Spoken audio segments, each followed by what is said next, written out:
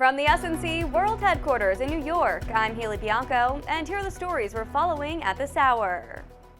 In Trump court news today, federal prosecutors moved to dismiss the criminal charges against President-elect Donald Trump that accused him of plotting to overturn the 2020 election and to abandon the classified documents case against him, citing long-standing Justice Department policy that says sitting presidents cannot face criminal prosecution.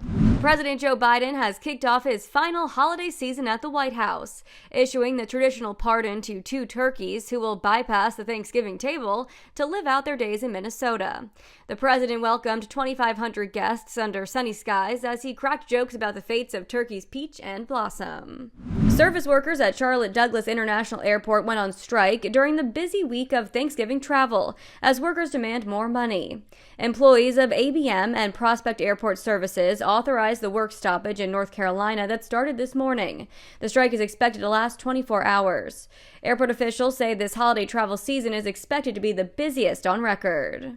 President-elect Donald Trump has named a familiar face on Salem News Channel to his incoming administration.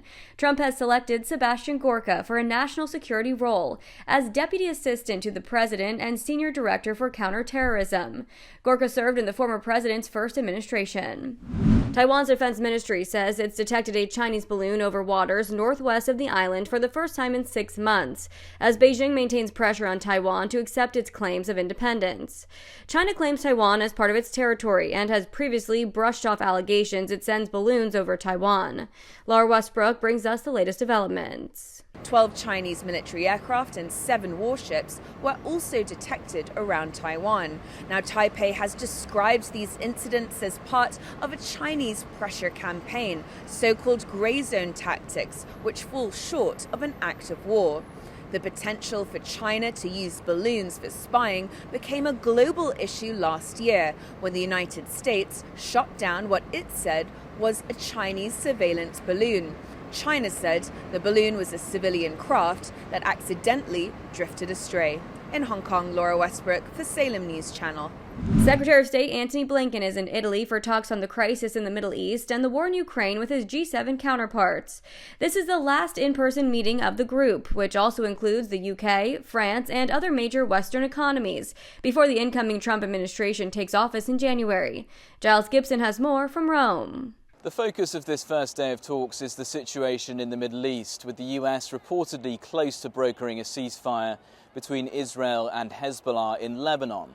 The foreign ministers of Saudi Arabia, Egypt, and a handful of other countries from that region will also be taking part in one of the sessions.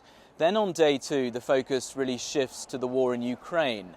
At the end of these talks, we expect the G7 nations to once again reiterate their support for the Ukrainian government and military, even as President Joe Biden prepares to hand over to President-elect Donald Trump, who's been highly critical of US spending to support Ukraine.